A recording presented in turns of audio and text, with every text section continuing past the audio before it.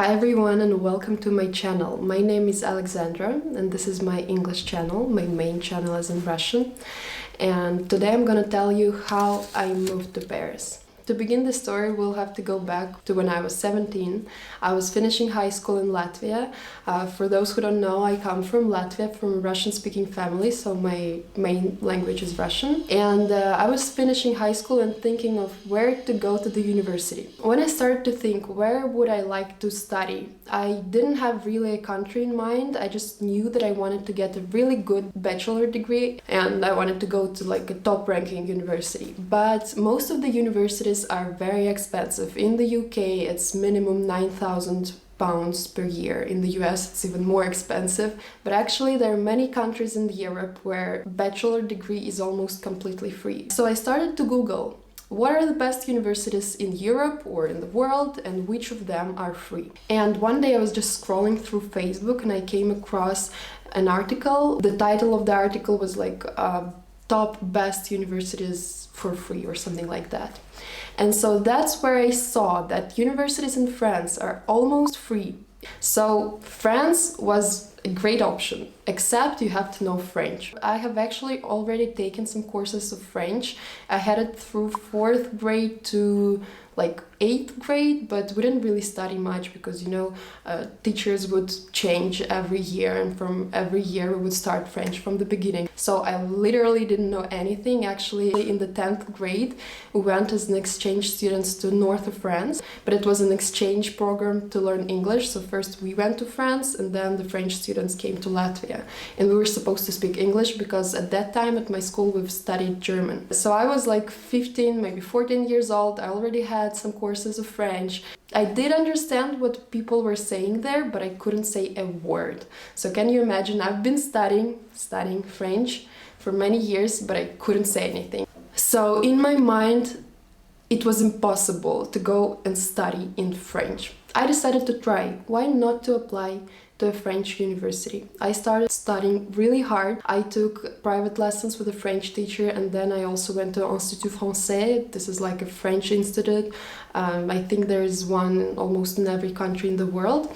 And I had a very little amount of time, maybe around 6 or 7 months, to pass a B2 exam of DELF. It's not the highest level of language proficiency, but it's kind of in the middle. You have to be quite fluent to pass this exam.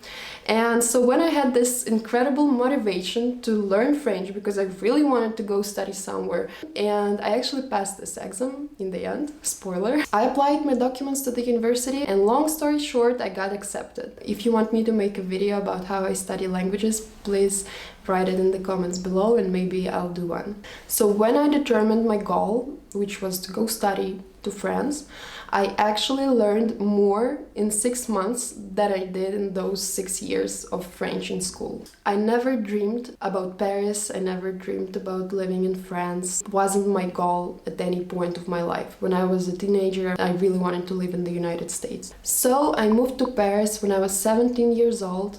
I got accepted to the Sorbonne University, to be exact. I got accepted to Paris 1, Sorbonne, which is a very good university here in France, and I went to study art history. What were my feelings when I just came to France? I gotta say that I was really disappointed. I did go to Paris twice before moving here.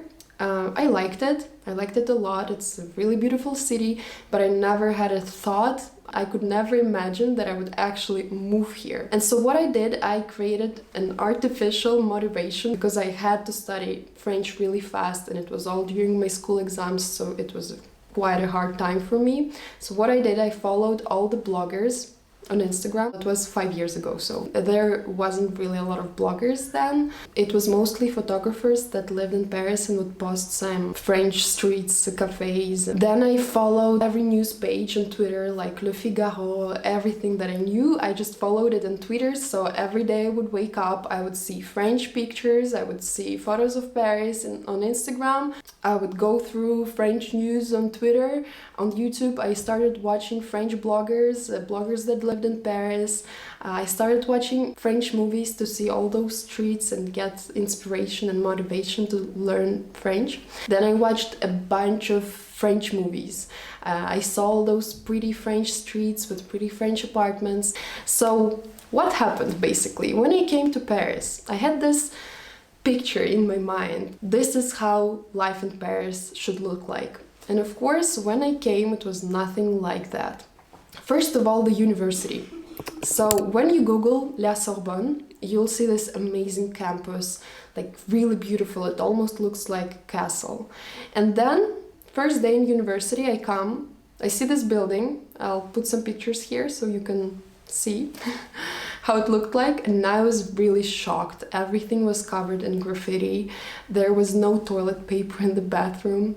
It actually smelled like street bathroom, like the outside bathrooms, and I was really shocked. Now I understand that it looks like an average university in Europe, you know, but at that time, as I've seen those amazing pictures of La Sorbonne on Google, and then I come to this, I was really shocked and upset. So this is the first thing that disappointed me. Then when the university started, I started to take my courses.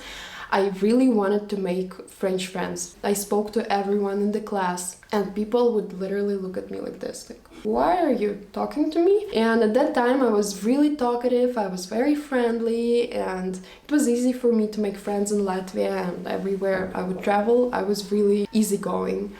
And then I faced this. For about 3 months, I didn't have any friends. I had to do one work in group with a girl about some painting. When she found out that I'm not French and that I don't speak French that well, she told me to find someone else to make a work with. So can you imagine? I was shocked, I was depressed, I was disappointed, all of this together. I was stressed because I had to find an apartment where to live. I was staying at that time with a friend of my family for a month. And yes, I was basically really stressed. I had this feeling inside of me like, why did I leave my perfect room in Latvia, in Riga, my family, to come here for what? For those of you who watched some vlogs from people who live in Paris, you probably know how hard it is to find an apartment here. First of all, you have to find it, you have to have money for it because it's really expensive, and then you also have to have a garant. It's someone who would basically pay for you if you don't pay, and this person have to be French, and he has to sign papers that yes, I agree that if this person doesn't pay, I pay for him. For non-French students, it's almost impossible. So you just have to find a way to make someone rent you an apartment without all of those papers. But if you dream to come to Paris, everything is possible. It's not gonna be easy, but all of the people I know here that are not French, all of them managed to find an apartment. So did I. But it wasn't an apartment, it was a room. In France, it's called chambre de bonne. These rooms are usually located on the top floor, and there could be like 5 rooms, and they all share one bathroom, one toilet and shower. And then the room is like really small. Mine was about 10 square meters, and I actually did a tour on it on my Russian channel. I'm sorry it doesn't have subtitles, but maybe one day I'll do it. And first when I saw this room, okay, I didn't imagine a huge apartment in Paris, but I imagined at least some cozy studio with a balcony, and then I see this small room just with one window with a toilet outside the room, which I had to share with someone else. I remember how I cried. I remember I cried a lot and I really wanted to go home. But then I decided to take that room, and I was actually really happy because I didn't pay much for it, and it was empty and white walls, and I just went to IKEA and I bought all the furniture and cute stuff. So I really loved my room, and it was very sad for me to leave it. First 3 months were pretty depressive, but then I found friends in the university. It was mainly international students, and then I started my Russian channel. So it was almost 5 years ago, because I was very lonely and I really wanted to share my experience, and I had many emotions that I wanted to express. And I thought, okay, I have a camera, why don't I post a video on YouTube? Because I was watching YouTube since I was like probably 13 or 14 or something. And so I started to gain subscribers. Actually quite fast. I think that in 4 months I had like 10,000 followers, and people started to write to me on Instagram like, hey, I'll be in Paris next week, I've seen your YouTube channel, would you like to go and grab a coffee? And I was like, sure. So I had many people who came to Paris, and we just went to get